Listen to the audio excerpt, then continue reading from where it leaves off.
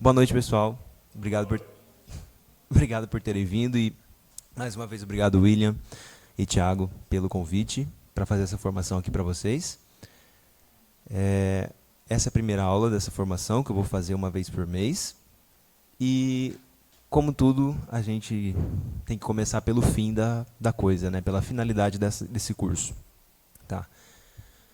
O William providencialmente conseguiu um nome muito mais interessante do que eu tinha pensado, que é o curso de formação humana. Ficou uma coisa bem ampla e que casa com a amplitude dos assuntos que eu pretendo trabalhar aqui com vocês.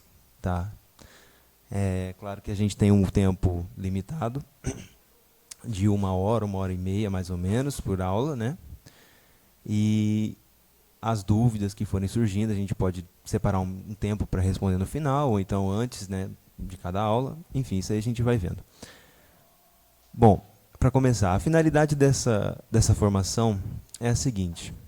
Como o William falou, eu sou psicoterapeuta, estou me formando em psicologia e já faz anos que eu estudo sobre amadurecimento, personalidade, sobre vida espiritual, né, tudo que envolve a formação humana, a formação boa de uma pessoa humana.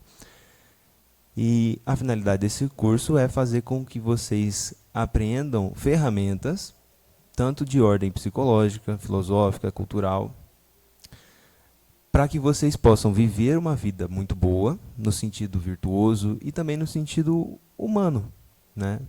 Virtuoso no sentido religioso e humano para as pessoas que não são da igreja, né? Para se inspirarem em nós de alguma forma.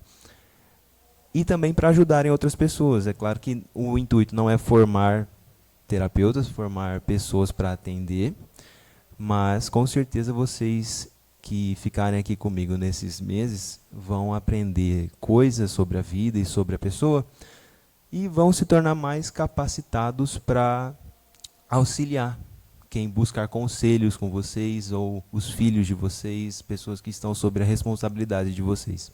Tá bom? Muito bem. Por que a gente precisa de um curso de formação humana, né? Isso é uma coisa interessante que até na faculdade as pessoas não explicam. Tá? Alguém aqui faz psicologia? Alguém estuda isso? Faz? Faz aonde? Aonde? Na Unigran? Então tá. Esse curso vai te ajudar bastante. Lá na faculdade eles não explicam o porquê que é necessário um curso de psicologia ou um curso de formação humana. Isso é uma coisa bizarra, mas não explicam. A menos que surja um professor bom lá, né? Até agora não apareceu um que fale sobre isso. Porque, veja só, e aqui eu começo o assunto dessa primeira aula, né? Que é o contexto do mundo e o contexto cultural que a gente vive hoje. Tá? Começando pelo mundo. Como que Deus fez as coisas, né? Deus, na sua infinita sabedoria, ele faz com que as coisas participem do ser dele, das capacidades dele, dividindo entre os seres as suas potências, as suas virtudes e os seus atos. E ele começou com os anjos isso, né? A primeira criatura criada foram os anjos, e eles são inteligências puras, eles são seres substanciais que não têm matéria, não têm corpo, né? Como a igreja ensina. E existem milhares de espécies de anjos. Os anjos da guarda são um tipo, né, uma função. E, enfim, a gente tem arcanjos, serafins, querubins, tronos, potestades e todos os 9 coros angélicos. Só que Deus querendo fazer a coisa, não sei, né, também da intenção dele, mas a gente pode tentar captar algo da intenção dele a partir da coisa que ele criou, querendo fazer algo mais belo e complexo, Deus fez o homem, mas para fazer o homem, ele não começou pela inteligência do homem, ele começou pela matéria do homem, pelo corpo, e isso é uma coisa muito, muito, muito importante. Por quê? Vamos lá. A cultura que a gente tem hoje no Brasil, ela é sobretudo gnóstica e, eu vou usar essa palavra porque eu não encontro outra melhor, espírita. Em que sentido espírita? Quantos aqui já não ouviram? Nós somos almas presas em corpos. E quando a gente morre, a nossa alma se liberta. Alguém já ouviu isso? Demais. Pois é. E isso é um pensamento de linha tanto gnóstica quanto de linha espírita. E não reflete nem a filosofia real, e nem a realidade da fé da igreja. Então, a primeira coisa que a gente vai ver é como que Deus estruturou a matéria para conceber, para receber uma alma, né, que é a forma da matéria. A gente vai se atentar um pouco a esses conceitos mais para frente. E fazer o ser humano, que não é uma alma, não é uma alma presa dentro de um corpo, é um composto de corpo e alma. É uma coisa mais mais misteriosa do que só uma alma, porque tem muitas, por exemplo, vamos lá, um dos maiores problemas que a gente vê hoje, essa questão de gênero. Sem dúvida, é um problema causado pela ignorância, né, pelo não conhecimento de que nós somos o corpo e a alma juntos. Só que a nossa cultura brasileira, do Ocidente também, né, porque o Ocidente inteiro já não é mais cristão, né, pensa o contrário disso. Pensa que nós somos uma alma presa dentro de um corpo e que a gnose, o conhecimento, coisas místicas nesse sentido, podem libertar, né, podem tornar essa vida melhor, né, tirando o peso do corpo. E muitos católicos também caem nesse erro, tanto porque no começo da igreja, com os padres do deserto, teve muito essa coisa do ascetismo, de mortificar o corpo para aprimorar o espírito, que de fato é uma técnica consagrada e que está lá no Evangelho, né? São as obras de jejum, esmola, oração e etc. Só que a interpretação disso foi errada, foi passada para nós de forma errada. E para nós entendermos o nosso papel e o nosso lugar no mundo hoje, a gente precisa saber o que está na cabeça das pessoas, da maioria das pessoas. E na nossa, inclusive, como uma base que fundou a nossa educação. Porque, eu não sei vocês, mas a minha família, por exemplo, ela é de maioria espírita. E eu converso com outras pessoas que às vezes nem são, mas eles pensam dessa mesma forma. Outra coisa que talvez vocês já tenham ouvido, que é de base gnóstica, não tanto espírita agora. O bem e o mal são realidades que se equilibram na vida. Alguém já ouviu isso? Ou de outra forma? Yin Yang, isso. Essa é uma das maiores besteiras que conseguiram enfiar na cabeça das pessoas aqui, porque o bem não tem comparação nenhuma com o mal, ou o contrário, né? Porque o que tem substância de fato, o que tem ser de fato é o bem, não o mal. E as pessoas ignoram isso de uma forma assim até prática. E isso é uma coisa que você já tem que prestar atenção no modo como vocês pensam e vivem e no modo como os outros pensam e vivem. Por quê? Hoje a gente não parte mais do princípio, como eu falei, da nossa experiência material e prática, né, da vida, para fazer filosofia, para pensar e para encontrar a verdadeira religião. Não. A gente parte de um princípio de alguém me disse uma coisa que parece ser verdade e eu não faço questão de conferir isso na minha vida e eu acredito nisso e pronto. A maioria das pessoas vivem assim, né? Aqueles que até se esforçam para fazer jus ao que receberam, até conseguem, só que até conseguem perceber coisas na realidade que se casam com aquela filosofia, com aquela ideia que receberam, por exemplo, do bem e do mal, e de nós sermos uma alma presa dentro de um corpo. Só que eles fazem isso às custas da experiência verdadeira que eles têm da coisa, né, de como as coisas funcionam, e às custas da verdade em si, né, que a gente sabe que é o Cristo, e que fez questão de ressuscitar com corpo e alma, né, toda a sua plenitude, para nos mostrar que a gente tem que valorizar isso aqui que a gente tem, né, a carne, a experiência concreta que ele nos permite ter e que nenhum anjo pode ter, por exemplo. Nenhum anjo pode comungar do corpo de Cristo, nenhum anjo pode provar o sabor de uma maçã, por exemplo, nenhum anjo pode fazer isso aqui que a gente faz, se sentar, sabe, sentir, ter o gozo, ter a simplicidade, a alegria de fazer uma coisa simples como descansar ou como sentar e conversar com alguém. Essas experiências já não são mais valorizadas pelas pessoas porque elas já não mais valorizam o corpo. Não sabem mais se identificar como seres completos, compostos de corpo e alma, e que precisam garantir a dignidade desse corpo. Porque a alma é digna. E o corpo também é digno, porque comporta a alma, né? Bom, aí a gente começa então a falar sobre como Deus organizou as coisas, né? No primeiro, o ser, ele se manifesta de várias formas diferentes, e a primeira delas é a existência, né? Por exemplo, o Sol, ele tem matéria, né? A gente vê o Sol, a gente sente o calor do Sol, a gente percebe a existência do Sol, a gente percebe a existência das pedras, dos minerais, etc., das coisas físicas, puramente físicas, que já são em si uma maravilha. A gente já fica muito feliz quando a gente contempla uma paisagem, o mar, uma colina, coisas assim, né? O pôr do sol, que são só coisas físicas.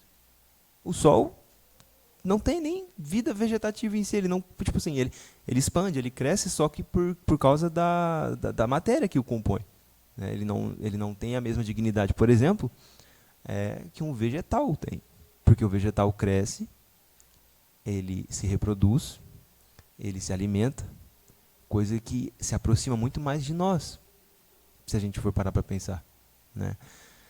E aí, eu já citei aqui duas coisas que Deus fez, né? Dois tipos de existência que Deus fez e que nós já comportamos. A primeira delas é a existência material e a segunda é a existência material com um tipo de vida que a gente chama de alma vegetativa. Tá? Por isso que os vegetais têm esse nome, porque eles têm a capacidade vegetativa, que inclui a reprodução, o crescimento e a capacidade de se alimentar. Tá? Em seguida, a gente tem os animais, e que hoje em dia já é uma confusão danada. Danada. As pessoas já não conseguem mais reconhecer a separação da dignidade de um homem, né, de uma pessoa, para um animal. Elas não conseguem reconhecer as diferenças de atos de um homem e um animal. Você que está indo para... Como é seu nome, perdão? Cauane. Cauane, você que está indo para psicologia e para os outros que vão se livrar dessa bucha, saiba o seguinte, lá tem alguns professores, tem algumas pessoas que realmente acreditam que não tem diferença entre um homem e um animal. Não tem, sim, não tem. Acidentalmente eles até podem considerar, porque mas vamos lá, é acidental, porque assim, ser humano fala. E a linguagem vai ser uma das coisas que a gente mais vai estudar, porque é uma das coisas que mais nos diferencia e nos potencializa. Mas a gente fala, mas o animal também se comunica. As abelhas conseguem dançar e comunicar para outra abelha onde está a colmeia, o negócio que ela quer pegar. E isso é muito maravilhoso, só que eles rebaixam a régua. A gente sente alegria. Mas o cachorro também sente alegria, o cachorro também ama. Quando você chega em casa, ele fica todo feliz da vida, então isso também é prova de amor. Então qual que é a diferença substancial que existe entre um amor de um ser humano e de um animal? Para eles não existe. E para a maioria das pessoas que não pensam sobre essas coisas, de fato não existe. O mundo que a gente vive hoje, né, o Brasil que a gente vive hoje, o Brasil já não foi desse jeito, né? Antigamente a gente tinha muitas pessoas muito inteligentes, capacitadas e que sabiam do tamanho do mundo, mas essas pessoas foram caladas constantemente e a gente cresceu sendo educado por pessoas que não dominam esses assuntos. Então, qual que é a cabeça do brasileiro? Não tem a gente não alcança mais até onde o ser humano pode ir no seu máximo de virtude. A palavra virtude já nem existe mais no vocabulário comum. A palavra, o pecado, a noção do que é pecado, hoje, todo mundo sabe, já está totalmente desvalorizada e perdeu o sentido. Eu vou dar além daqui, eu também vou começar a trabalhar em outro lugar, dando aula para adolescente. E uma das coisas que eu programei lá para explicar é justamente o que é o pecado. Mas aí eu me deparei com o seguinte, caramba, esses adolescentes de 15 anos já nem sabem, assim, eu acho que eles nunca nem ouviram essa palavra. A maioria não ouve mais. Isso ouve se der muita sorte de ter uma vovó que reza na missa e que fala assim, não, meu filho, isso é pecado, não sei o quê, porque a maioria dos pais já não se preocupam em passar essas coisas, né? Ao mesmo tempo que a gente não percebe, portanto, até onde, no bem, um ser humano pode ir, a gente também não percebe mais até onde, na maldade, um ser humano pode ir. Não é, não, perdão, é frequente a gente ver aquelas histórias trágicas de pessoas que, por motivos que só Deus e elas conhecem, vão lá e matam um monte de gente em escola, em coisas nesse sentido. E os comentários que surgem são: ah, só pode ser doente, só pode ser maluco da cabeça para fazer uma coisa dessa. Não tem cabimento. Como alguém poderia pensar numa coisa dessa? Ou então com qualquer outro tipo de crime que ofenda muito, né, a dignidade humana. O problema não é doença. Na maioria das vezes não tem doença nenhuma na pessoa. Não tem nenhum problema psicológico. E lá na faculdade de psicologia a gente também não, né, parece que é tudo problema psicológico, mas não é. É pura liberdade. As pessoas já não sabem mais até onde o mal, a corrupção, as pequenas mentiras e o pecado podem levar. Dito isso, seria muito interessante que ao longo dessa formação vocês entrassem em contato com a obra da Divina Comédia. Alguém já leu? Tem a versão do Clube de Literatura Clássica, que é uma versão muito boa, e é por R$ 80, se eu não me engano. É uma das versões melhores, é uma das melhores versões e barata. Quem não quiser comprar físico, tem no Kindle por, sei lá, R$ 3. Eu comprei. E é a mesma tradução, então é uma opção mais barata para quem quer. Por que eu digo para ter em contato? É uma obra difícil de ler, tem muitas referências poéticas e é uma linguagem poética, né? Que se você não prestar muita atenção ali na linguagem, você pode se embananar um pouquinho, mas dá para entender. Eu entendi, então vocês também vão entender. Por que eu peço para que vocês tenham contato com alguma coisa da Divina Comédia? Porque o Dante, ele conseguiu colocar numa obra, né, até onde pode ir a maldade da pessoa ali nos cantos do inferno, né? Começando ali pelo primeiro círculo, que seria o limbo, mas, enfim, o limbo não conta tanto, né? Aí ele passa para o segundo círculo, que ele fala sobre a luxúria, e depois ele fala sobre a gula, sobre a avareza, a preguiça. Ele fala ali a maioria dos pecados capitais e sobre outras coisas que para nós já também não parecem tão graves. Por exemplo, a traição, a fraude, né? Coisas que para nós já também, brasileiro, pô, né? O jeitinho e tal. A própria falta de compromisso com a palavra dada já é um hábito brasileiro, né? E eu digo isso por causa dos índices de divórcio que a gente tem, porque o casamento é justamente isso, é uma promessa feita a Deus e a outra pessoa de que você vai ser fiel a ela até o fim da vida. E quem não cumpre isso, não cumpre a própria palavra. E por isso tem muitos problemas na vida, né? Mas a gente vai tocar mais para frente nessa questão do cumprimento da própria palavra. Até aqui está tudo bem, está claro? Ok. Bom, vamos lá. Continuando sobre o negócio dos animais lá. Os animais... Ah, sim. Uhum.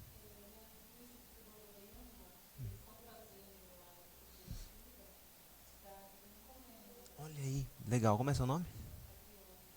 Legal. Ah, é um curso? Não é no YouTube? Ah, tá. Entendi. Ah, é bem salgado. Quem tiver condições, eu acho legal. Uhum. Poxa. Sim, sim, eu conheço o pessoal do Instituto também. Aham, aham. Eu não sabia que eles estavam fazendo isso. Obrigado. Obrigado por informar. Muito legal. A Brasil Paralelo tem um artigo sobre a Divina Comédia e tem algumas aulas no YouTube, tipo acho que do Guilherme Freire, do Vitor Sales, professor de filosofia também. Acho que ele tem uma aula sobre a Divina Comédia maravilhosa. Eu comecei a ver, não terminei. Mas se vocês já conseguirem ver essas aulas, já vai ajudar muito, tá? Enfim. Voltando sobre o negócio dos animais. Os animais, eles compartilham conosco a parte que a gente chama de alma sensível, né? Porque essa é esse o que diferencia eles substancialmente dos vegetais. Porque eles têm capacidade de conhecer o mundo e se relacionar com o mundo com os seus sentidos. Ah, mas a planta, quando procura a água com a raiz dela, ela não está usando algum tipo de sentido? Tá. Só que aquilo dali é uma operação vegetativa. Ela não tem a mesma sensibilidade que um cachorro tem, que um pássaro tem, que nós temos. Porque a nossa sensibilidade já está no nível consciente. Um cachorro sabe o que ele sente. Não sabe que sabe. E aqui eu vou entrar na diferença substancial que tem entre nós e o cachorro e que já não é mais falada, que é a nossa inteligência. Tá? O pessoal, eu não sei a hora, tá? Não tenho relógio, não tenho nada, então vocês me avisem, tá? Beleza. Voltando pro cachorrinho, né? Pros animaizinhos. Ah, tá. Beleza. Bom, eu tô adestrando um cachorrinho, um Border Collie. É um cachorro muito inteligente. E por que eu fiz aspas? Porque a palavra inteligência hoje também está totalmente corrompida do sentido original que ela tem. E isso é um baita de um problema. Porque é justamente a nossa inteligência que nos diferencia dos animais e que nos proporciona uma formação humana. Aí vamos lá. Por que um cachorro... Vocês já viram um cachorro dando aula para cachorro? Vocês já viram um Border Collie ensinando o filhote a ser um Border Collie? Não tem isso. Eles já nascem sendo a coisa. Isso é uma diferença muito importante, que é o que a gente chama de instinto. Não existem instintos humanos. Não existem. O que existe é uma operação do corpo, né, que dá conta de fazer certas coisas que já estão ali programadas, né? Eu não gosto desses termos meio robóticos, mas já estão ali constituídas na alma da pessoa, né? Mas não existem instinto sexual, isso não existe. Por que as pessoas hoje não dão conta de viver a castidade? Porque elas acreditam que existe um instinto sexual que as domina e que elas precisam cumprir. Isso é uma coisa muito importante, olha só. Quando a crença, seja ela no nível que for, religioso, prático, enfim, do jeito que for, ela carrega, dito ou não dito, todas as consequências por trás dela. Então, a partir do momento que uma pessoa assume para si que existem instintos sexuais, mesmo que ela não diga para si mesma ou que ela não ouça, ela está assumindo que ela é dominada por isso. E isso é uma questão psicológica muito grave para você que vai estudar. Isso é o que a gente costuma ouvir falar de inconsciente. E quantas vezes vocês já não ouviram alguém dizer assim, aconteceu uma briga, ou então a pessoa cometeu um erro, aí ela chega e fala assim, não, olha, não era eu, me perdoa, mas não era eu, não fui eu que fiz aquilo, eu não concordo, sabe? Ela fala assim, não era eu estava fora de mim, né? Eu estava fora da minha cabeça. Gente, pelo amor de Deus, é uma pessoa honesta que quer de fato pedir um perdão, a primeira coisa que ela tem que fazer é falar, fui eu, né? Fui eu, era eu que fiz aquilo, fui eu que fiz aquilo. Mas por que acreditam que existe um inconsciente? Porque acreditam que existem instintos que dominam a nossa ação? Porque acreditam que existe como as pessoas também não têm cultura, não têm explicação sobre o que é a alma, o que é o corpo, mesmo as espíritas, então elas acreditam que tem coisas espirituais que as dominam também. É claro que a gente uma hora vai tocar nesses assuntos das ações preternaturais, que são as ações angélicas, e como isso de fato pode influenciar a nossa ação, mas do modo determinado como eles falam, não é verdade. E aí as pessoas usam esse tipo de argumento para se desculpar e para se relacionar com os outros e com elas. Isso é, assim, a situação do Brasil, a situação da cabeça de um brasileiro normal é muito grave, é de muita desorientação, em todos os sentidos. Uma vez eu estava conversando com um rapaz, cara, foi muito engraçado, que ele se separou da esposa. E aí na época eu também era meio bitoladão, assim, eu estava começando essa vida de estudar e de praticar religião e tal, de conhecer a Deus. E aí a gente entrou nessa conversa, cara, dele não ter relações sexuais porque ele está separado da esposa e tentar, né, voltar ali pro casamento, que foi um casamento honesto, se os dois queriam casar, não tem motivo para nulidade, eles só se separaram mesmo. E aí, cara, conversa vai, conversa vem sobre Deus. Chegamos no ponto sobre Deus e ele falou assim, não, mas Por que Deus está na igreja? Por que eu não posso rezar para uma árvore aqui? Por que eu não posso fazer minhas orações para essa árvore aqui na minha frente? Tipo assim, tá vendo assim? Foi no momento do calor da discussão? Foi, mas aquilo habita o fundo da alma daquele sujeito. Ele realmente pensa aquilo. Ele pode não praticar, provavelmente ele não reza para as árvores. Mas a desorientação é tão grande que mesmo nos hábitos mais automáticos ele é capaz de falar um absurdo desse. Pelo amor de Deus, qualquer um que se atente, vamos retomar. Eu vou sempre fazer assim, tá, gente? A minha aula não é uma coisa muito linear, eu fico indo, voltando, tá? E voltando para aquilo que eu comecei. Se qualquer pessoa olhasse para a experiência real, sem nenhum tipo de interpretação maluca, ela veria. Cara, eu falo com a árvore e não acontece nada. Nada. Eu falo com o mar, com a Iemanjá, e não acontece nada. Sabe? Então, a própria experiência espírita de que a gente tem outras vidas. Cara, eu só sei que eu tenho essa. Eu não sei se eu tenho outra. Né? Se eu já tive outras. Eu acho que essa teoria de que eu tive outras é meio furada, porque eu sei que eu tô aqui, eu sei que eu nasci nessa família, não tem. Aí, explicam que é porque você voltou pra... Você virou irmão dessa pessoa, de quem você tem alguma treta no passado. Eu sei, mas, porra, eu não sei a treta do passado, como é que eu vou resolver minha treta com a pessoa? Sabe? A experiência real, porque assim, Deus fez a coisa, gente. Deus não faz as coisas torto. A gente que entorta com as interpretações malucas que a gente tem. Se a gente se atentasse à experiência concreta que a gente tem da vida, prestando atenção, muitos problemas que a gente poderia até tratar em terapia, coisa nesse sentido, seriam resolvidos. Porque nós temos essa capacidade de interpretar as coisas, que faz parte, é uma das virtudes da nossa inteligência. E aí, voltando lá para o animalzinho. O animal, ele conhece o mundo. Ele conhece as coisas e eles têm instintos. Eu já vi uma história de um pastor alemão, é incrível. Eu acho que eles moravam numa zona de... acho não. Eles moravam numa zona de deslize de terra. E aí o cachorro estava latindo muito. E o dono não entendia o porquê, não tinha nada de errado. Até que o cachorro pegou na manga do dono e levou ele para fora da casa. E poucos minutos depois a casa desabou. Alguém já leu o Chesterton? Alguém já leu alguma obra do Chesterton? O Chesterton é um homem muito bom, muito engraçado e muito sábio. Para quem quiser, tem muitas versões sendo produzidas dos livros dele. E eu também recomendo muito para você, tá, Kawane? É muito bom. E tem um conto que é muito hilário. E eu não vou contar o conto porque é muito grande, mas o fim do conto é semelhante a essa história que eu estou contando.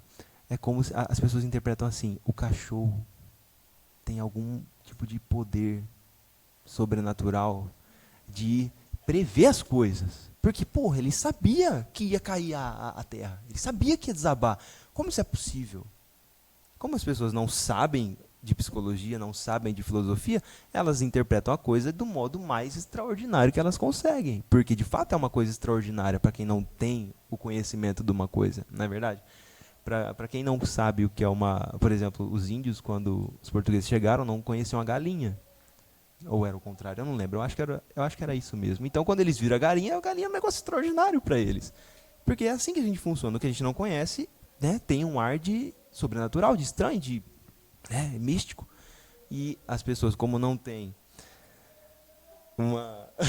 um conhecimento real das coisas, tudo parece místico. Por isso que a gente no Brasil tem esse ar gnóstico, espírita e etc. Aí beleza. Por que o cachorro sabia? E ele sabia que ia desabar. Ele sabia mesmo. Porque ele não sabia como nós sabemos. E aqui está uma coisa. Como eu falei, eu estou doutrinando esse cachorrinho. E eu peguei uma outra também para minha mãe. E essa outra, infelizmente, ela não é muito das boas, assim, sabe? Ela dá trabalho pra caramba. E aí a minha noiva faz muito elogio pro meu cachorro, né? Pro nosso cachorro. E poucos pro da minha mãe. E a minha mãe fica sofrendo pelo cachorro.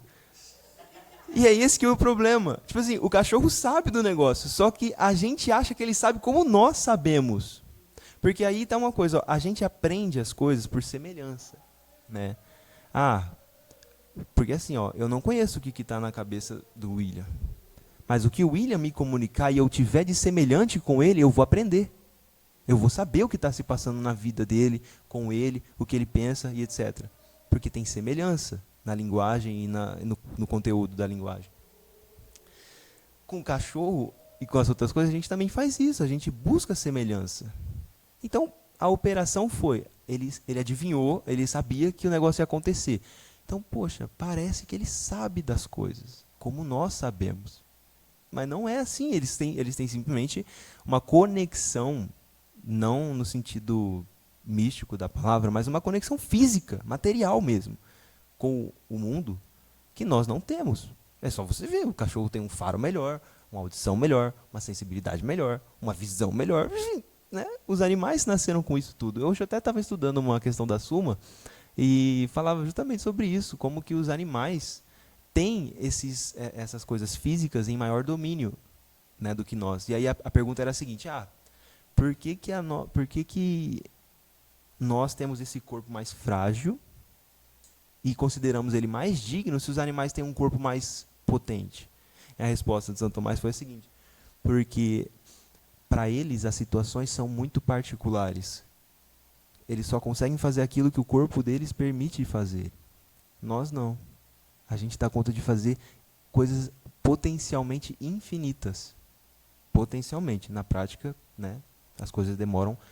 Tem prática, tem dificuldades materiais, circunstanciais, mas potencialmente nós tendemos ao infinito. Nós tendemos a Deus. E por isso o nosso corpo não precisa dessa potência toda em uma parte específica, mas ele é, enfim, todo bem feitinho para que a gente tenha uma condição de fazer coisas universalmente, né? Várias coisas diferentes. Enfim, tipo, por exemplo, cachorro corre, a gente corre, né? Pássaro voa, a gente fez um avião, né? O peixe nada, a gente tem mergulhador. Enfim, tipo assim, a gente nasceu, é aquela promessa, aquela vocação que Deus fez para nós e de dominar sobre todos os seres, né, do céu, da terra e do mar, porque nós fomos feitos para isso. Mas, novamente, as pessoas também não sabem. E aí entra todas aquelas coisas. Pode matar animal, não sei que animal tem mais valor do que a vida. Aí essas questões de aborto nem rola na boca dessas pessoas que protegem tanto os animais e não sei o quê, porque está todo mundo desvirtuado. E não tem essa coisa de dominar, porque tem a mãe natureza. Eu já vi gente falando que nós somos tipo um câncer do mundo, sabe? Super... É isso aí tudo. Olha aí, tá vendo? Não é. Isso aí tudo é fruto de tudo isso aqui que eu tô falando, né?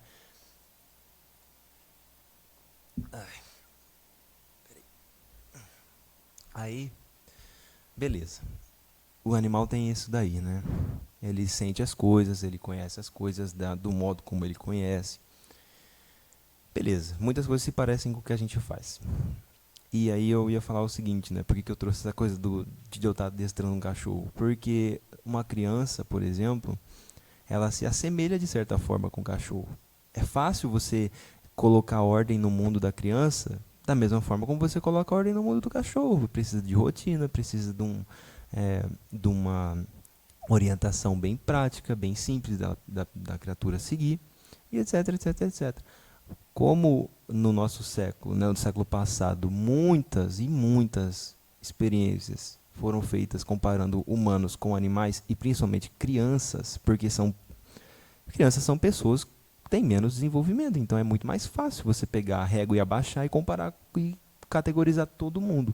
Por isso que a maioria por exemplo, da psicanálise e que influenciou muito a cabeça do brasileiro, muitas novelas são todas feitas a partir da psicanálise, por exemplo, e a gente viveu de novela por muitos anos, né? Enfim, a psicanálise considera a infância como a coisa mais determinante de todas. Porque tá ali na base, é estrutural, eles pensam que isso daí é isso e pronto, mas não é. Não é assim que funciona um ser humano maduro. Mas enfim, qual que é a diferença então substancial entre um cachorro, entre um animal, mesmo um animal muito hábil intelectualmente falando, assim, tipo a abelha, né, que faz aquilo que eu falei lá. É muito maneiro ver esse negócio acontecendo. Mas o que nos diferencia essencialmente e promove também na prática mudanças muito profundas é a nossa inteligência, como eu falei, é o que a gente chama de espírito, a nossa inteligência, a nossa vontade. Tá? Aí a gente chega no ponto que eu queria chegar e que eu comecei falando, dos anjos e etc. Né? Agora, fazendo esse resuminho. Deus fez assim, criou os anjos, que são inteligência pura e que dão conta de conhecer a verdade e de negá-la a verdade também. Né? Eles também têm vontade, então eles conhecem a coisa, mas conhecer não é desejar necessariamente. Você pode negar, você pode, né, aceitar a verdade que você conhece. E depois ele começou a fazer o mundo material. Então a gente tem o quê? A gente tem tudo que o mundo material tem, a existência, a potência vegetativa, a potência de sensibilidade, e a gente também tem o que os anjos têm, só que numa medida inferior, que é a inteligência e a vontade. Então, é aquilo que provavelmente vocês já devem ter ouvido, nós somos um resumo da criação.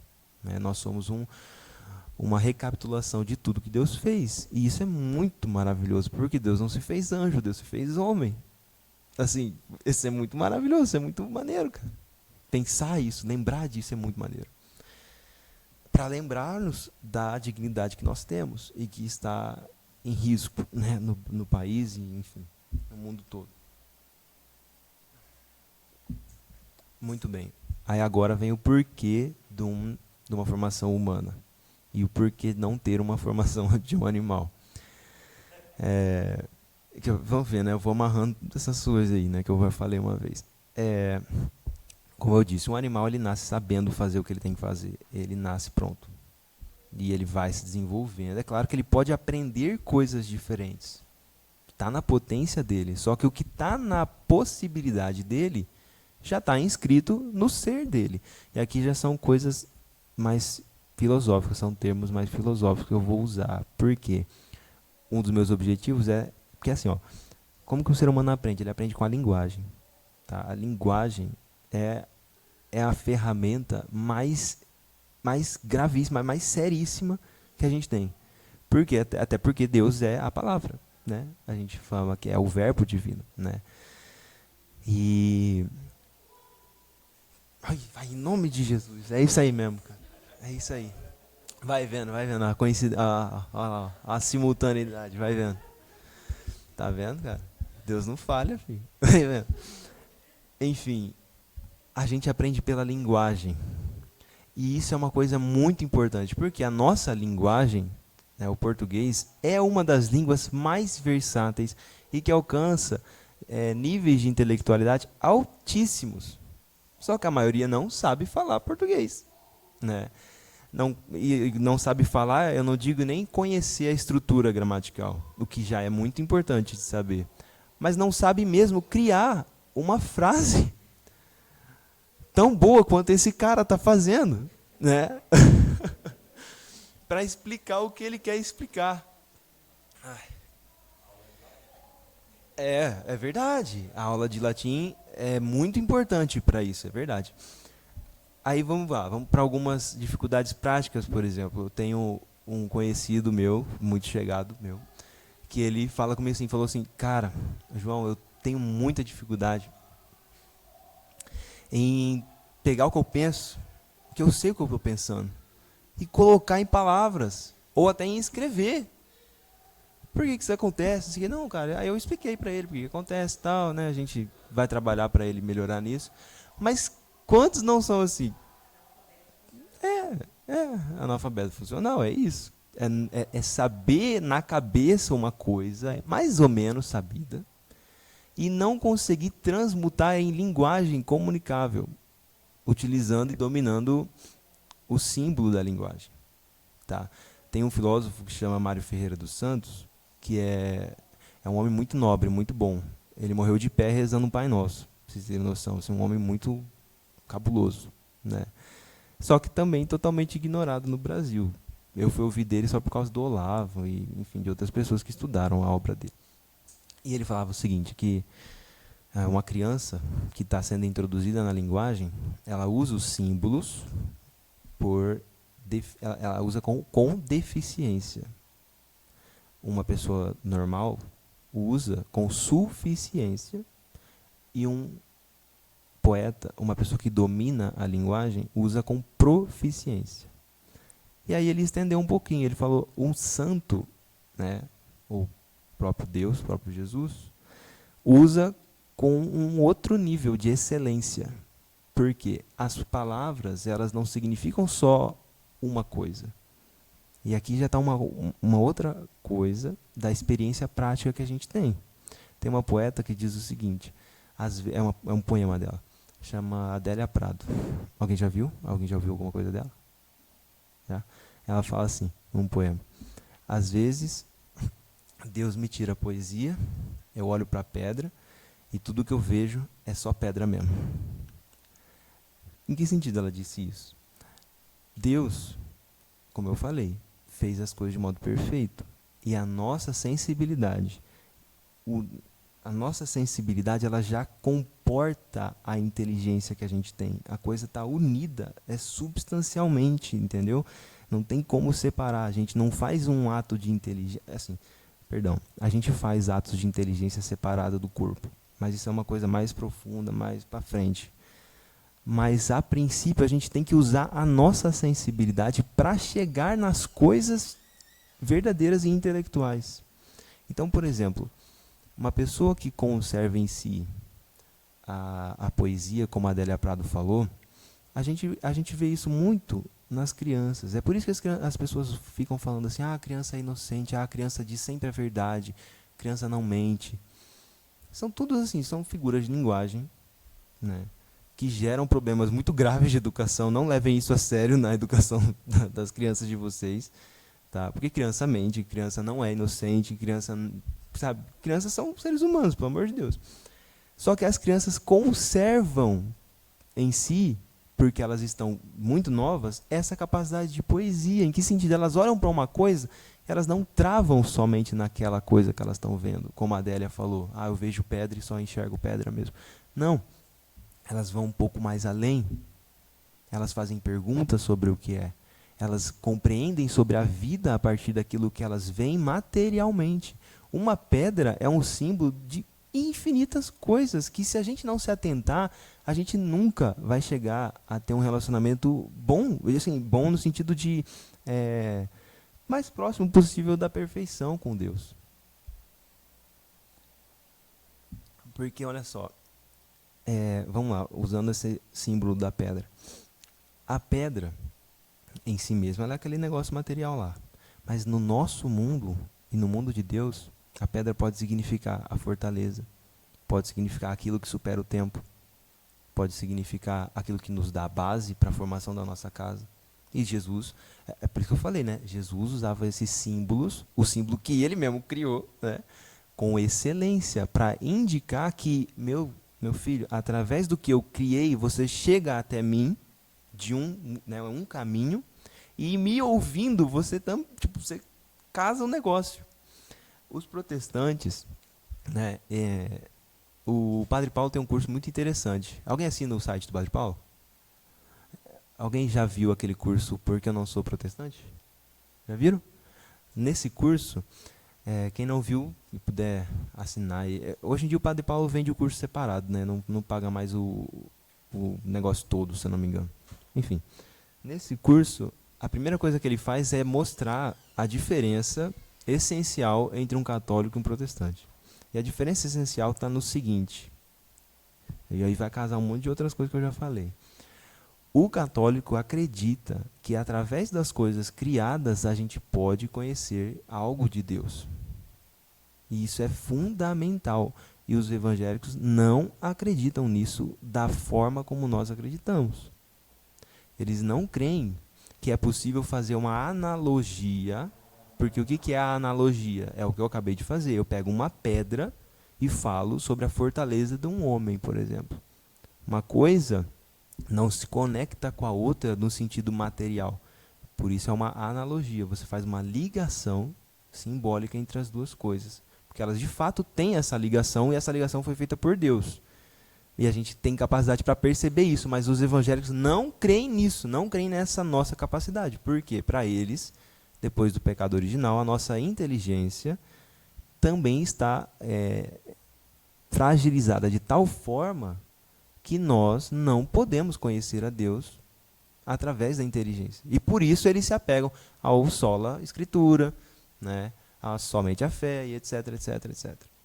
Entendeu? Essa é a questão toda com os evangélicos. E a questão toda se estende a tal forma que tem um episódio no YouTube que o Padre Paulo estava falando de um negócio que era mais ou menos assim. Ele estava numa rádio, eu acho, e aí tinha um pastor. E aí, foi nesse curso que ele falou isso. Esse foi o motivo dele fazer o curso, inclusive. O pastor chegou num ponto do debate que o pastor falou assim: nós não adoramos Cristo na carne. Nós não adoramos Cristo na carne. Ficou repetindo isso, repetindo isso. Aí o Padre Paulo sacou tudo nessa hora. E por isso ele fez o curso. Ele entendeu, meu Deus, a desconexão, né, que parte desse princípio, a inteligência humana não dá conta de captar, de conhecer Deus, chega no ponto de não reconhecer o óbvio. Deus se fez carne. Como que você não adora Cristo na carne, meu Deus do céu? Só que eles evitam de falar sobre isso, porque disso, lembra que eu falei? Uma crença nos leva, dita ou não dita, a todas as consequências dela. Certo? Agora vamos casar com essa coisa do evangélico. Dizer que eles adoram Cristo na carne é, consequentemente, dizer Maria é mãe de Deus. Maria tem um valor substancial e infinito. E se ele fez isso, então, se o Cristo realmente se encarnou e etc, etc, né? Se essa crença é verdadeira, então o corpo de Cristo é um só, e por isso só pode ter uma igreja, e por isso tem que ter uma cabeça que conecta os dois ao Papa, e aí sucessivamente, tá entendendo? Porque é assim que a gente pensa, né? E eles não podem assumir isso, porque se eles assumirem isso, eles vão ter que concordar com todas as outras coisas. Com a confissão, com todos os sacramentos, que são o quê? Os sacramentos são sinais materiais, tem água, tem óleo, né? Na confissão tem a cadeira do padre, eu tô brincando, né? Tem a estola, exatamente, tem a estola. Enfim, todos os sacramentos têm um sinal visível, material, da graça que é invisível. Porque o mundo, e aí, mais uma vez, eu vou conectar o negócio do começo da aula. Qual que é o contexto do mundo que a gente vive e que a gente perdeu? O mundo, ele é isso, é material e espiritual. Agora, como funciona a relação dessas duas coisas? Fazer essa pergunta já é um passo, assim, infinito, né, de distância, de diferença da maioria das pessoas. Porque para chegar nessa pergunta, você tem que ter na mente mais ou menos todas essas coisas que eu já falei. De perceber, cara, eu olho para o mundo e eu enxergo que tem coisas no mundo que não são só do mundo material. Não pode ser. Aí eles fazem todos aqueles debates toscos, assim, de cientista falando, não, porque tem esse design inteligente do corpo humano. Cara, é só para evitar falar que Deus existe, que existe uma inteligência, um ser inteligente que fez as coisas com ordem. É tudo para evitar dizer isso, e é justamente para isso, é para evitar dizer isso. Porque na nossa linguagem, e aqui está uma coisa... Ai, cara, eu tô com uma dor aqui, velho, não sei do que é. Mas enfim, eu acho que é fome. A nossa linguagem... Hoje eu estava lá na missa, antes daqui, eu estava na missa do Padre Toninho, né? E aí eu achei bem interessante que é uma missa de cura e libertação que ele faz e tal. E aí ele falou bem assim, numa parte da oração: livrai-nos de todo feitiço, de toda magia negra, de toda amarração, de todo mal olhado e etc. Gente, o princípio de toda magia, de todas essas coisas, é a linguagem. E como que isso se estende? Vamos lá. Para a nossa realidade mais concreta, sem tanta magia negra, sem essas coisas. Mas só para vocês pegarem a ideia. Alguém aí está vendo essa polêmica do Pablo Marçal? Alguém aí está acompanhando? Eu vou usar o exemplo dele só porque está mais perto, tá? Nada assim contra ele, enfim, né? Deixa ele fazer o dele. Mas é só para vocês pegarem. Se vocês verem... assim, é um stand-up, mas é um stand-up gravíssimo, porque o que ele está fazendo lá é feitiçaria, assim, é bruxaria, cara. Por quê? Se vocês verem as coisas dele lá no YouTube, vocês vão ver que ele tem um domínio da linguagem maligno, assim, é mal mesmo, porque ele não permite em nenhum momento que alguém comece a falar com ele sem ser usando a palavra como, que ele escolhe. Você tem noção, assim, ele começa a bloquear a ação da pessoa pela linguagem. Você não pode perguntar uma coisa para ele sem começar com a palavra como. Tipo assim, cara, isso é muita maluquice. As pessoas pagam pra ir lá e as pessoas continuam indo lá. Porque elas estão enfeitiçadas. Porque o feitiço é isso, né? Nas nossas brincadeiras de criança, assim, a gente nunca ouviu. Tem as palavras mágicas, né? Abracadabra, coisa nesse sentido. Porque é a linguagem o fundamento tanto da nossa salvação, no sentido de libertação desses feitiços, quanto no sentido de perdição para essas coisas que nos iludem. E aí já entra a primeira recomendação que eu faço para vocês, né? É a seguinte: daqui para frente, prestem atenção nas palavras que vocês costumam usar para se referir às coisas. Porque, por exemplo, se eu falo copo, vocês alcançam até um lugar na cabeça de vocês. A gente funciona assim, isso é uma coisa de psicologia, tá? Isso, a nossa psique, tá? E aí já é uma coisa mais formal, tá? Não existe psicopatologia. A psique humana não fica doente porque ela é uma coisa imaterial. E coisas imateriais não ficam doentes porque elas não têm corpo. O que fica doente? Né? Por que uma pessoa busca terapia? Por que uma pessoa tem depressão, tem esquizofrenia, tem aquela coisa toda? Porque uma parte da nossa psique, a nossa psique ela vive funcionando o tempo inteiro, ela não para de funcionar.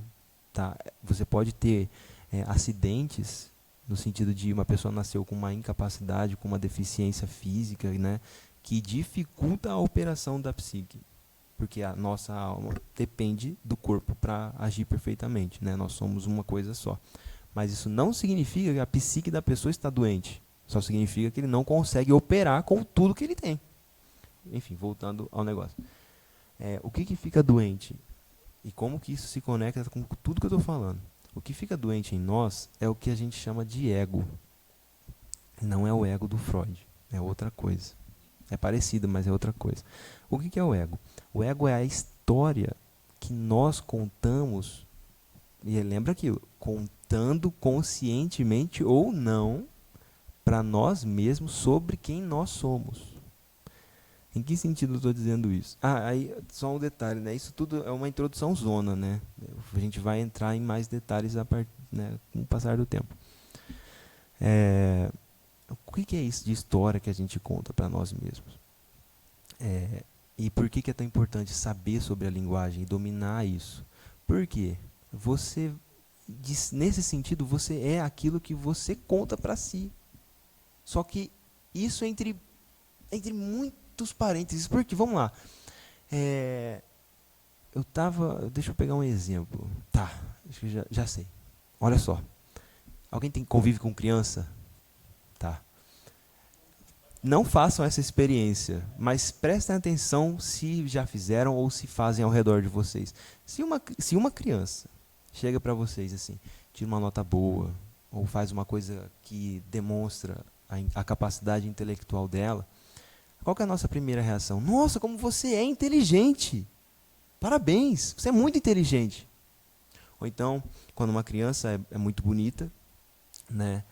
O que a gente fala para ela? Nossa, como você é linda, minha filha. Ou como você é lindo, meu filho. Nossa, olha como esse menino é bonito, meu Deus, parece um anjo. A gente fala para ele e para os outros, né? Aí vamos lá. A experiência da criança é essa. Ele vê a pessoa falando, ele se determina a partir da linguagem que ele ouve. Eu sou inteligente. Eu sou isso aí que eles estão falando. Para uma criança, isso aí na realidade é um problemão. Por quê? Na verdade, ela não é. Assim, tipo, às vezes a gente pega lá, a gente é muito caridoso com as crianças. As crianças desenham um negócio feio, a gente fala que tá bonito, né? Só que, na prática, para uma boa formação humana, falar que tá bonito o desenho que tá feio, e até, né, esculhambar a criança também tá errado. Qual que seria a melhor opção? Nossa, olha só, meu filho, você se esforçou muito, o seu desenho tá muito bom, mas dá para melhorar nisso aqui, nisso aqui, nisso aqui, com muita caridade, com muito amor, né, com muita paciência. Porque essa é a verdadeira linguagem que expressa o que está de fato acontecendo. Dizer para a criança, nossa, como você é lindo. Não, não. Se ele acordar um dia com a cara amarrada, com a cara inchada e não se arrumar para ficar no convívio dos outros, ele não vai estar lindo. Ele vai estar feio. E aí quando ele se deparar mais para frente com uma crítica àquilo que ele é, aí vamos pegar o negócio da inteligência lá. A criança cresceu ouvindo que ela é inteligente, que ela é inteligente, ela é inteligente. Aí chega numa prova que ela vai mal. Ferrou a cabeça dela. Como assim eu fui mal numa prova? Eu sou inteligente?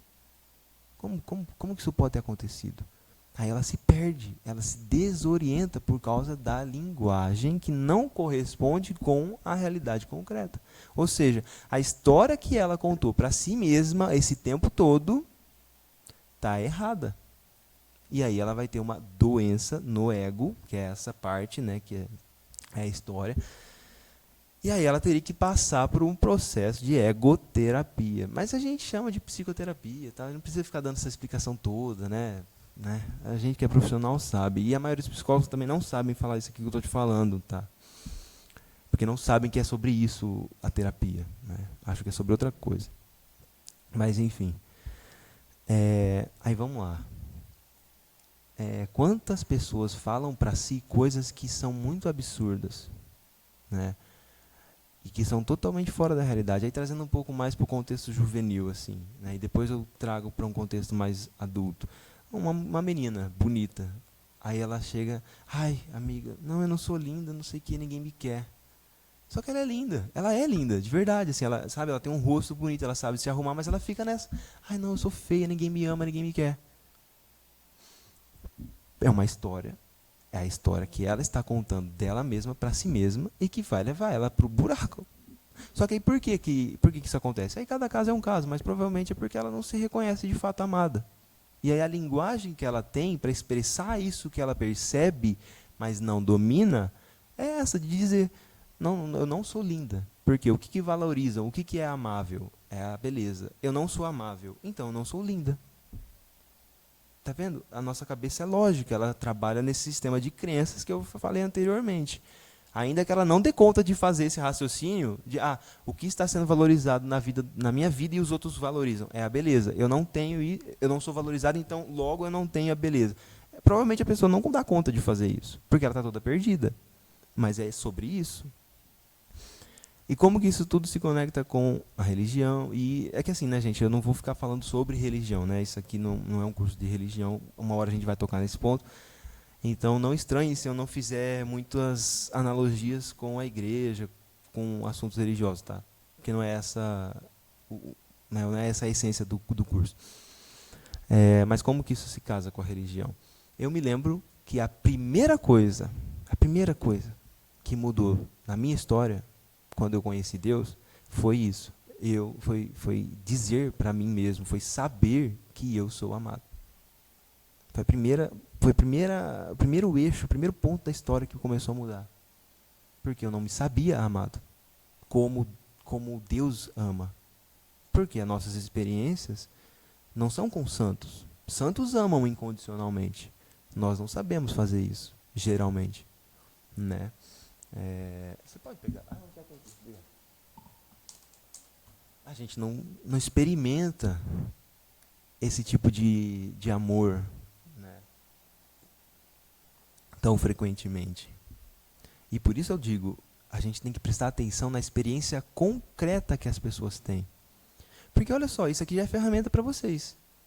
Se chega uma pessoa falando para vocês esse tipo de coisa, né, que ela não é valorizada e não sei o que, não sei o que, não sei o que, ela está só falando o seguinte, assim, eu não sei que eu sou amada, por favor, me mostre que eu sou. É isso que ela está pedindo. Aí, quando a gente não sabe que é isso, a gente tenta, não, minha filha, mas você é bonita. Tenta mostrar para ela a verdade, só que é um jogo por trás da linguagem dela. É um jogo lógico. Não adianta você mostrar essa verdade para ela, porque não é essa a verdade que ela está querendo. Ela está querendo outra, que é mais concreta, que é se sentir amada. Às vezes, para esse tipo de pessoa, é aquele tipo de pessoa que chega para você chorando e só um abraço, só aquele consolo já resolve. Claro que não é tipo, isso não é terapêutico no sentido de vai resolver todos os problemas da pessoa. Mas vocês não são terapeutas, vocês são pessoas normais.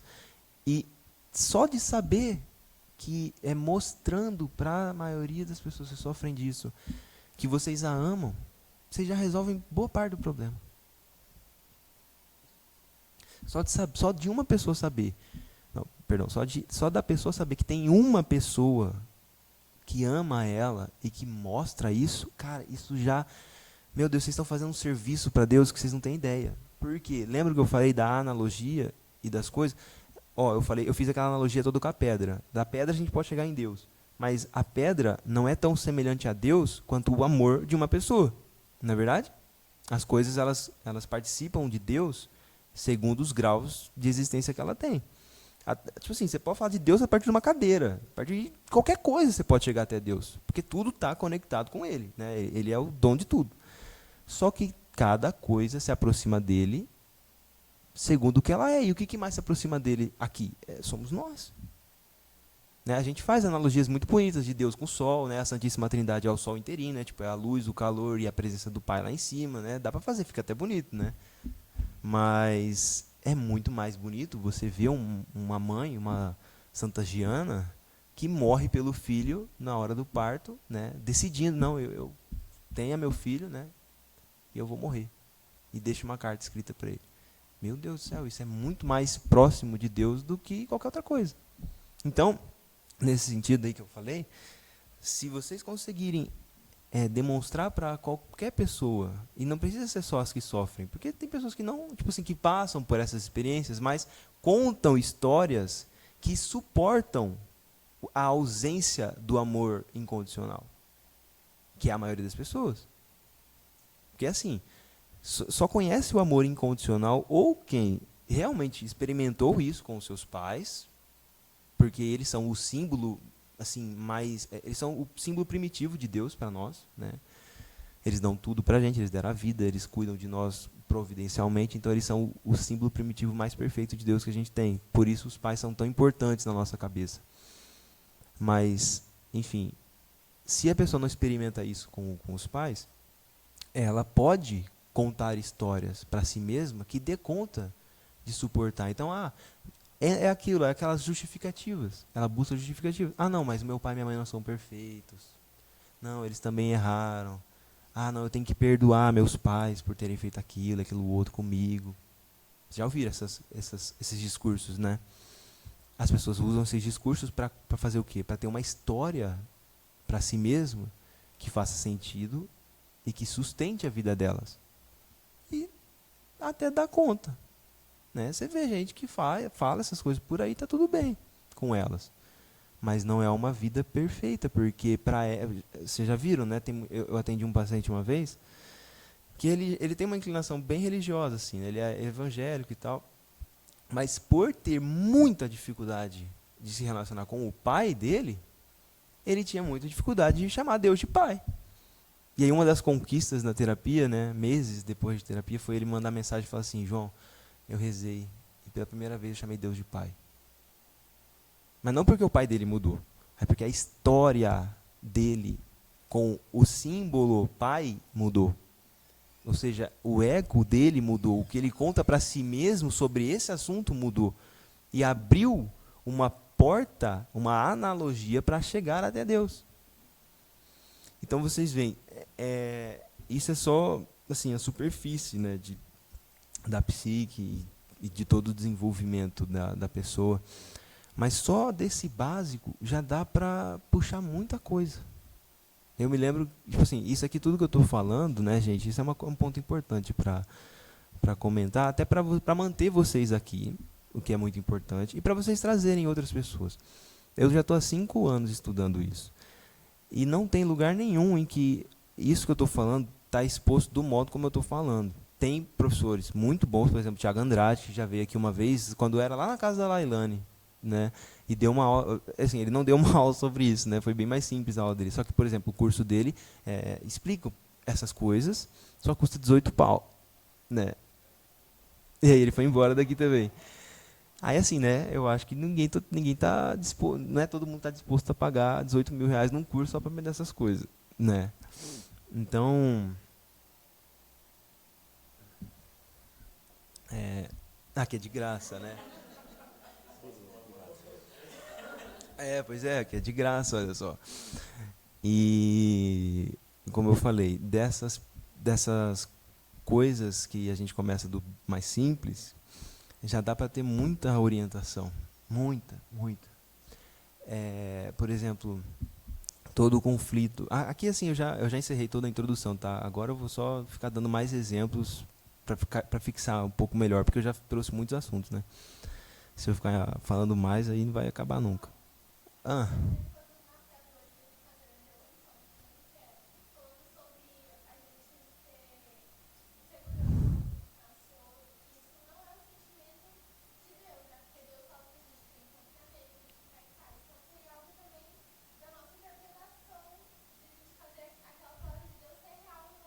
exatamente.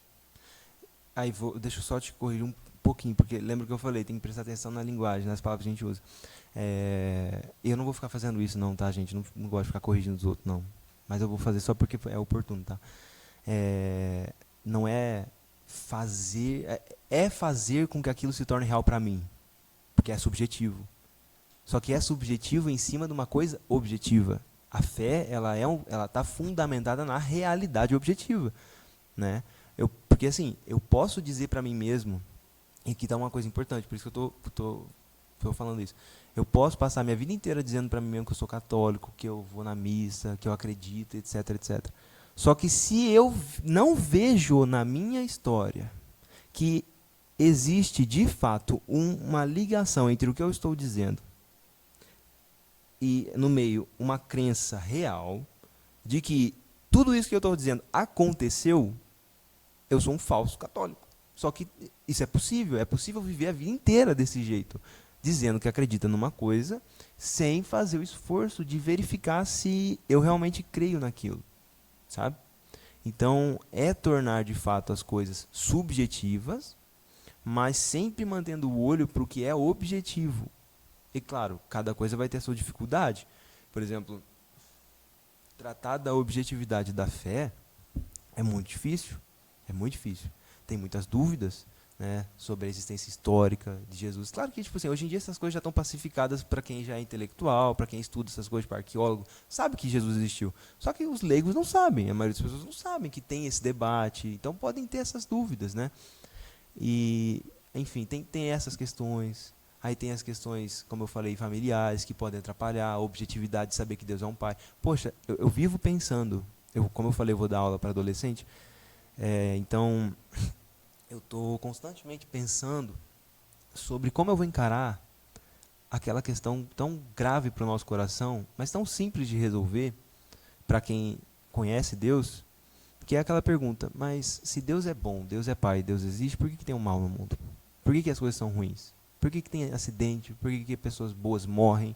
Por que tem doença? Por que criança nasce com câncer? Sabe? Se deparar com essas coisas objetivas. Essa é a experiência real. Tem pessoas muito boas, poxa, meu amigo Felipe, que, né, Deus sabe da vida dele, muito mais do que eu, mas eu acho que ele tinha um pezinho na santidade, assim, porque com câncer lá, 3 horas da manhã pro cara rezar o terço, assim, não é pra qualquer um, né, eu acho. Ele teve que encarar essa realidade objetiva, de se questionar: meu Deus, por que eu tenho um câncer se eu rezo, se eu tô com Deus? A maioria das pessoas se conflituam assim nessa parte, sabe? Eu acredito que ele venceu essa dúvida toda, porque ele se manteve fiel até o final, né? E, ou seja, o ego dele, né, a personalidade dele, ele era forte, porque estava montado, né, a história dele estava construída sobre o que é verdade, e que ele sabia que era verdade. Não só o que ele... Não era só, eu acho que é verdade, então eu vou confiar, mas com um pezinho de... não tem certeza. Não, ele sabia que é verdade.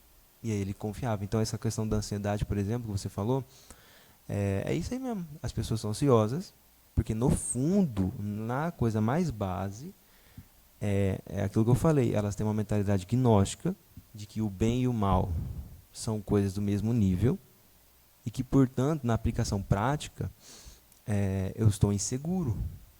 Porque eu não sei como as coisas vão acabar. Se o bem e o mal têm o mesmo nível de poder, como a gente vulgarmente ouve, então ferrou. Agora, se eu sei que o fundamento da existência é Deus e Deus é bom e, portanto, toda a existência, com todos os seus acidentes, é uma coisa boa, enfim, pode acontecer o que for, não tô nem aí. Eu tô bem, Deus é meu pai, então tá tranquilo. Só que aí, vamos lá, os santos alcançaram isso, né? Os mártires. Eu conheço uma história de uma santa, acho que ela era indiana, não sei, eu não lembro o nome dela. Se alguém conhecer pela história, fale. Ela estava andando do lado de um prédio, aí era uma época de guerra, aí tipo, caiu um míssil no prédio, e o prédio desabou e ela seguiu a vida dela andando. Aí o pessoal ficou espantado, porque, como assim, né? Nenhum susto ela tomou. Eu não sei se essa história é lenda ou não, mas enfim, é uma história legal, né? E tem muitas histórias que de fato se aproximam desse conto. E ela disse o seguinte: por que eu ia ter medo do prédio, né? Eu estou de bem com Deus, não tem nada que me assusta nesse sentido. E isso é verdade, sabe? Isso é muito verdade.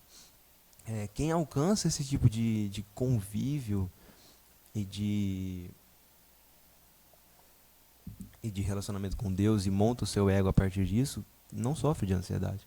Claro, sofre de uma ansiedade animal, prática, tipo, pô, tem situações que me dão medo, e por isso eu tenho uma sensação de ansiedade. Mas a ansiedade, como ela é vivida hoje em dia, né, o Brasil é o quinto país mais ansioso do mundo, né? Ou é o primeiro? É o primeiro. É o primeiro, é o quinto mais depressivo. E é o primeiro mais depressivo da América Latina. O nível de ansiedade que as pessoas vivem não é o nível prático, animal. Por exemplo, eu até fiz um post desses dias sobre esse assunto, lá no meu Instagram. Eu voltei de Campo Grande e meu carro ele não é muito bom. O meu carro tem problema no câmbio, na suspensão, tá acendendo a luz do freio, veio acendendo um monte de luz assim no meio do caminho. Mas é o carro que eu tenho e eu tinha que voltar, cara. E aí antes assim, eu comecei a ficar meio ansioso, meio com medo, assim, cara. Até porque eu tava com a minha noiva e a gente tinha pegado o filhotinho lá do Border Collie e tal. E aí ela veio no carro, a filhotinha, então assim, eu fiquei meio assim, tipo, caramba, eu comecei a sentir, eu ter sintomas físicos de ansiedade, mas eu sei que é isso. E aí eu parei e lembrei, não, tá bom, tá tudo bem, Deus é meu pai, tá tudo certo. Se acontecer alguma coisa, tá bom, Deus sabe o que vai acontecer, tá tudo bem. E aí é uma coisa interessante. A história superior que a gente conta pra nós, ela, ela não é que abafa, né? Mas ela rebaixa a história inferior que a gente conta. Então, é uma técnica até para lidar com a ansiedade, é isso, é você não dar tanta bola para essa coisa mais baixa que você está contando para si e lembrar do que é superior. Que foi o que eu fiz na ocasião e deu tudo certo na viagem. Eu vim tranquilo, não teve nenhum acidente, não teve nada. O carro quis parar umas 2 vezes por causa da luz lá, eu parei, fiz, né, o que eu podia fazer e vim embora, cara, de boa. Mas sabe, não estou dizendo, pelo amor de Deus, que eu sou exemplo de nada, né? Mas eu tento imitar esses exemplos. E isso é uma coisa que a gente tem que se atentar, porque para nós, e o que nos diferencia também dos evangélicos, é que eles não acreditam nem que isso é possível. Lembra que eu falei? O brasileiro já não sabe até onde é possível ir. Nem teoricamente, como eu estou fazendo aqui, nem na prática. Por quê? Teoricamente ninguém fala sobre isso, e na prática ninguém vive isso. Então, a gente tem que. Eu assumi isso um pouco quando eu comecei a conviver com meus professores. Eu pensei, cara, tá na hora de eu começar a assumir que de fato essa coisa é verdadeira, né? A santidade é possível, ela é prática, ela é vivenciada por pessoas de hoje e que é possível mesmo viver isso daí, né? Não pode ter medo de assumir que isso é verdade e que eu posso alcançar. Eu posso alcançar. Deus quer que eu alcance.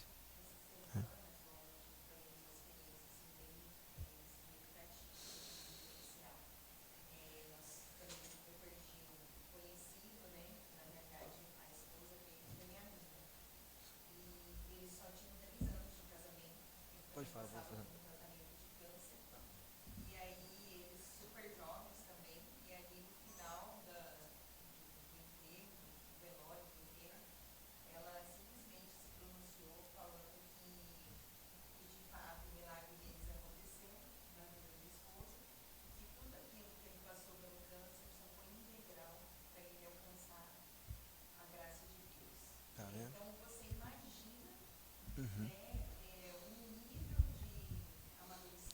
Sem dúvida. Isso.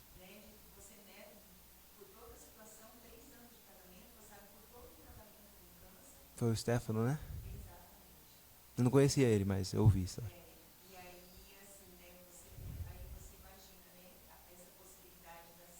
Exatamente. Pois é. Isso. Aí a gente não consegue compreender por quê. Quais são as histórias que a gente ouve sobre brasileiros? Ah, vamos lá. Ah, por exemplo, sobre a bondade dos outros. Quantos não ouvem assim? Chega uma pessoa e faz uma bondade. Ah, tá querendo alguma coisa em troca. Ah, não, deve ter coisa por trás. Uma vez eu tava passando na frente de um posto. Aí, tipo assim, eu não fico pensando muito nessas coisas, né? Mas aí a pessoa olhou pra mim e falou: não, montou isso aí porque é lavagem de dinheiro. Tipo assim, na nossa cabeça, a coisa nunca pode tender para uma bondade real. E isso é um absurdo da nossa linguagem de hoje, do feitiço que está na nossa cabeça de hoje. Aham.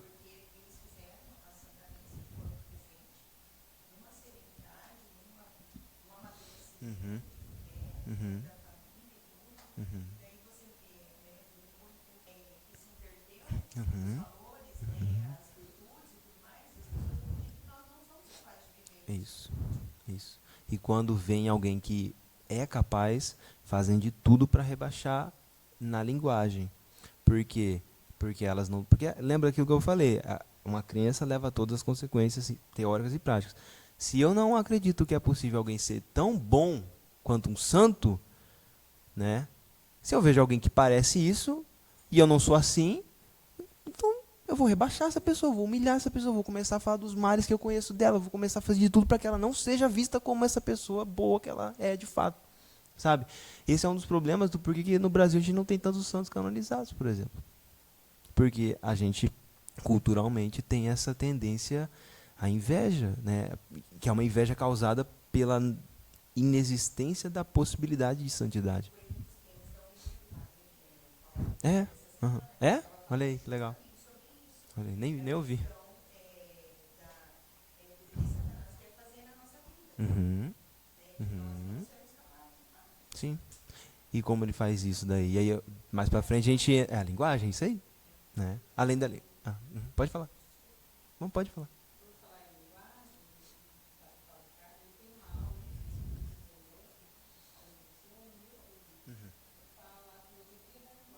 Legal.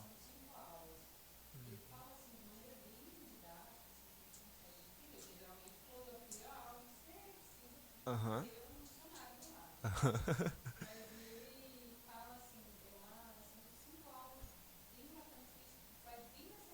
É, que legal. Tá vendo como coisa é una, né? A verdade é uma só. Eu nunca vi essa aula. Olha aí, bacana. E depois se você puder me indicar o link certinho do YouTube, eu vou adorar ver. Eu adoro Padre Paulo, pelo menos. Quem não, né? Quem não? Aham. Muito, muito legal. E. Mas enfim, já deve estar encerrando, né, Tiagão? Mas enfim, gente. Eu vou, ao longo dessa formação, vocês vão ver que vocês vão ter que assistir muita Netflix, muitas coisas assim de filme, porque eu gosto muito de filme, tá? E o porquê, eu vou explicar o porquê. Porque assim, as pessoas não leem tanto hoje, né? Antigamente as pessoas liam. Porque assim, ó, deixa eu recapitular.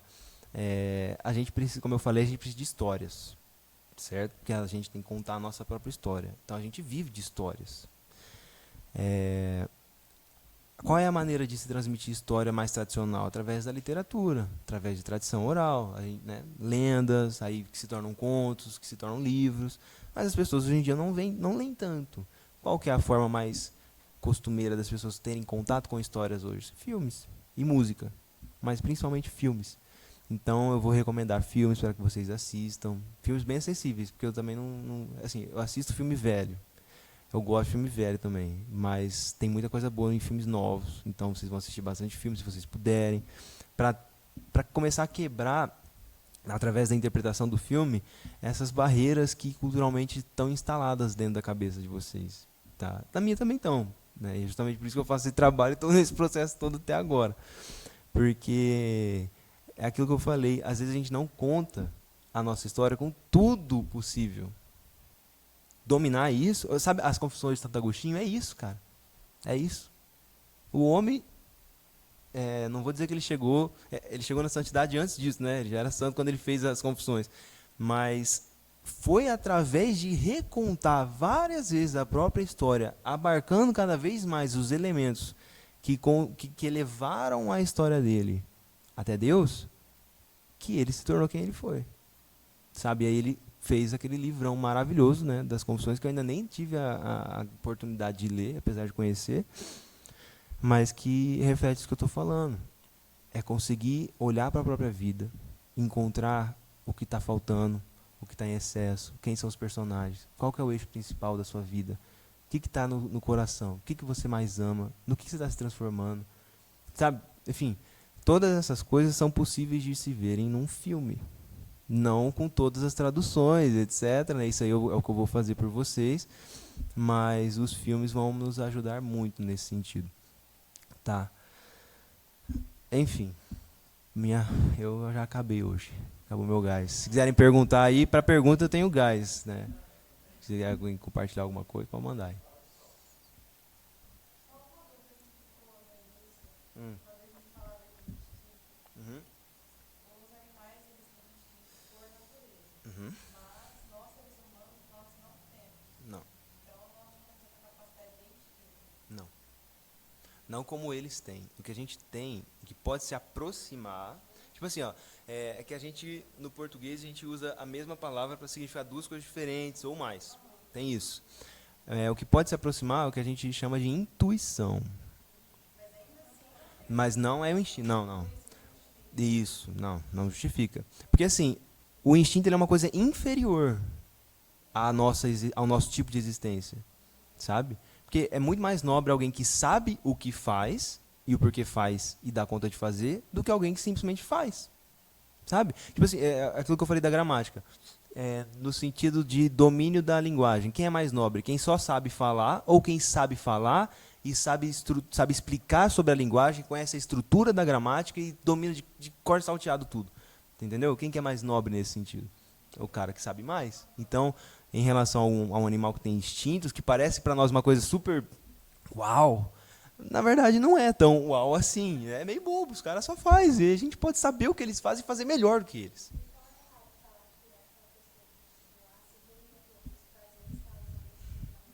É erradíssimo. É justamente por contar essa história para, né, para si mesmo, vou ficar repetindo isso sempre, que ela não dá conta de sair. É a crença que ela tem, entendeu? O primeiro passo é justamente mostrar que essa história está errada e dar as devidas razões para, né, por que está errada.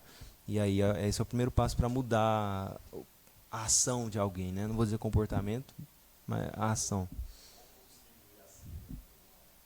Então, isso são coisas mais específicas, mas como você já perguntou, é, as 7 faculdades da alma, que a gente vai tratar mais para frente, né, duas delas são o concupiscível e o irascível, elas são como que elas são instrumentos que dependem de um objeto no mundo, né? Enfim, tem particularidades, mas só para responder essa questão é assim, né? O concupiscível, o apetite concupiscível, ele dá conta de se relacionar com coisas que são de fácil aquisição para nós e que nos promove um bem que geralmente favorece os sentidos, né, o corpo. Pode ter um tipo de... Aí lembra que eu falei, a nossa sensibilidade está unida com a nossa inteligência. Portanto, é possível, através de um café, chegar até Deus. Né? Só que isso já não é mais uma operação do concupiscível somente. Né? Mas aí uma pessoa... Aí vamos lá. Como as pessoas não sabem que têm essas faculdades, elas só agem. E por só agirem, o concupiscível, por ser uma coisa muito próxima do físico, ele é mais potente do que o que é intelectual para essas pessoas. Porque, na verdade, o que é intelectual é pro ser humano mais potente. Tanto é assim que a gente pode mudar de vida, mesmo estando em torno de coisas que nos puxam muito. Né? Apesar da recomendação até dos santos padres, né? Não, se afasta. Né? O próprio Cristo falou, se você peca por causa do teu olho, você joga o teu olho fora. Né? Você se afasta daquilo que te causa a inclinação. Mas mesmo próximo à inclinação, como o próprio São Francisco, que estava num bordel, não sei se era num bordel, pelo amor de Deus, né? Eu não suponho que ele esteja lá. Num hotel, e aí chegou uma mulher e se ofereceu para ele, uma prostituta, ele mandou ela tirar a roupa, e aí eles se jogaram na fogueira, ele se jogou na fogueira. Tipo assim, ele estava diante de uma tentação, né? A mulher estava tentando ele, mas ele tinha o domínio intelectual e voluntário de si, para superar e para ordenar o concupiscível. Então, é assim, quem não tem a inteligência e a vontade educadas, não tem o concupiscível e o irascível educados.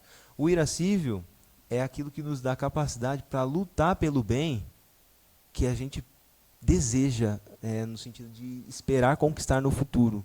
É um bem difícil de conquistar, seja pelo tempo, seja pelas condições físicas ou até de capacidade pessoal. Mas um irascível mal educado é esse da pessoa que planeja uma coisa difícil de se fazer, ou até nem tão difícil assim, e não dá conta de seguir com aquilo, porque ela tem um irascível fraco. Aí pode ser porque o concupiscível está mais evidente, pode ser por isso. Pode ser porque falta algum tipo de orientação mais prática, pode ser por isso também. Como eu falei, tudo vai depender dos objetos particulares, da história particular da pessoa, porque assim, os 7 faculdades são os elementos comuns a todas as pessoas, né? E por serem os elementos comuns, eles não podem ser a causa dos problemas das pessoas, certo? Somente a relação deles com eles mesmos, das faculdades entre si, com os objetos reais presentes para a vida da pessoa, né? Mas isso aí dá para... a meta é... Quem veio naquela outra aula que eu dei? A Sam?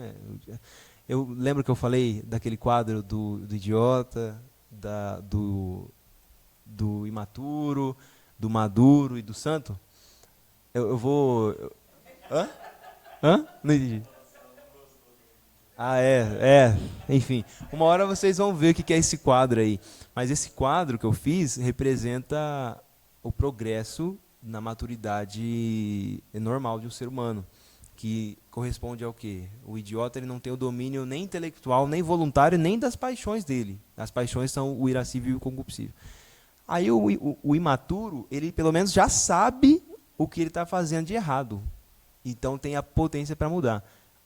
O cara maduro sabe e quer fazer. Começa realmente a agir. Por mais que na parte mais inferior, ele ainda queira fazer o errado, né? Ele ainda quer pisar na bola, mas ele não pisa porque sabe o que tem que fazer. E o maduro, a pessoa madura mesmo, né? Acho que eu pulei alguém. Não, eu pulei alguém, mas eu já vou chegar no santo. O maduro é esse que domina tudo, né? Sabe o que faz, quer fazer e as paixões vão atrás, seguem, né? Ele quer de corpo, de tudo, assim, o corpo e a alma, né? A unidade dele está garantida. E aí tem o santo, que aí faz as coisas com esse domínio todo e ainda tem o auxílio divino, né? Tipo, o Cristo não entra porque ele era Deus, mas os santos, os profetas, todas as pessoas que têm, que são canonizados, que têm essa relevância histórica, né? Foram pessoas que tinham maturidade e um auxílio divino, né?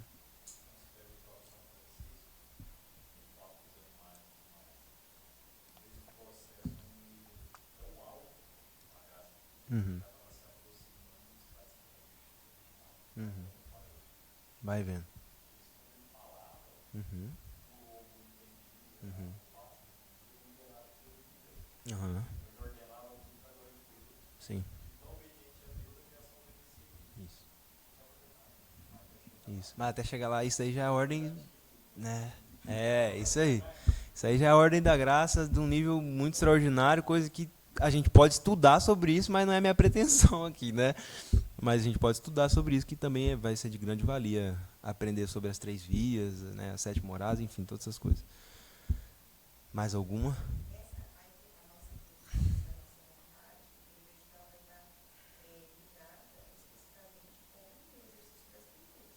Sim, tem relação total. Mas as virtudes, elas são operações boas e a maioria delas são práticas. A inteligência nem sempre é prática.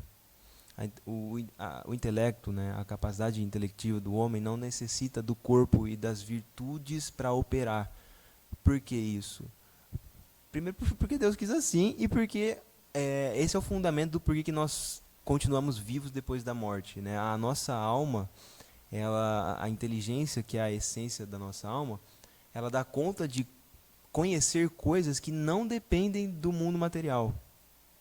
Tanto pessoas, como Deus e os anjos, quanto conceitos, que não são parte do mundo material. A gente pode tratar um pouco disso mais para frente.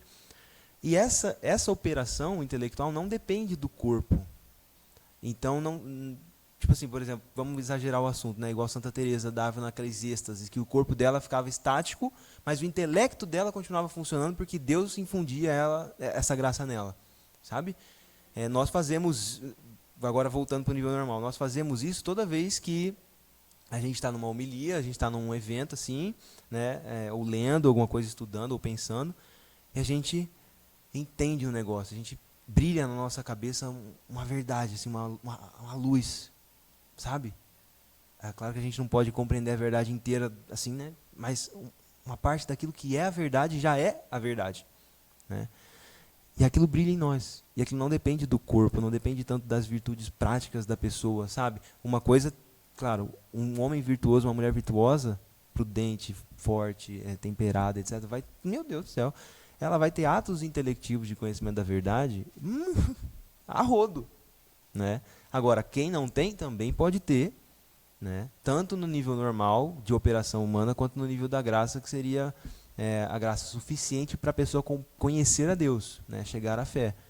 Mas isso acontece só por simples operação da alma, assim, é normal, entendeu? Pode ligar aí, mano. Se tiver mais pergunta.